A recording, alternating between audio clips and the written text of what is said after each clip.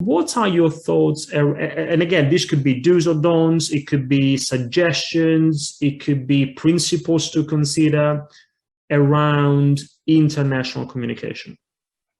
So the joy of international communication is there's so many layers to it, and it's really easy to get it wrong. And it's actually quite simple to put it right as well. So the key bit for me is listening. So if you have a feeling that communication isn't flowing in the right way inside your organization with your international markets, it could be any number of reasons. It could be language, as you've correctly said. It could be timing. So trying to do a global announcement inside a multinational company is inherently tricky because it will never be the right time for your whole market. If it's 10 o'clock at night in Mexico and it's whatever the timings are, there's rarely a perfect time to make a global announcement. So if you're a listed company, for example, you're trying to time announcements that could impact share prices, have to be when certain markets open. It could be brilliant for New York and it could be dreadful for Sydney. So international communication requires careful handling and careful effort.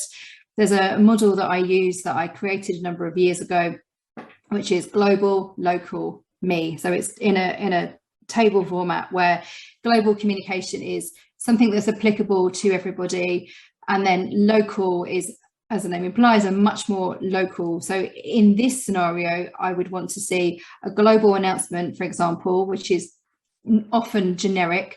Then we need to work on the translation into local, and then it goes down into me. And there's arrows between global to local, local to me.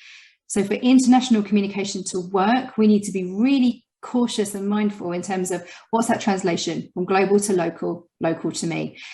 Because our employees, when they're listening to global communication, I flip the model around, they go me, local, global. But we don't plan like that. We plan global, local, me. So for international communication to resonate well, we need to make sure that we've answered the question, what's in it for me? Does this information, is it being shared in a language that makes sense at a time that makes sense?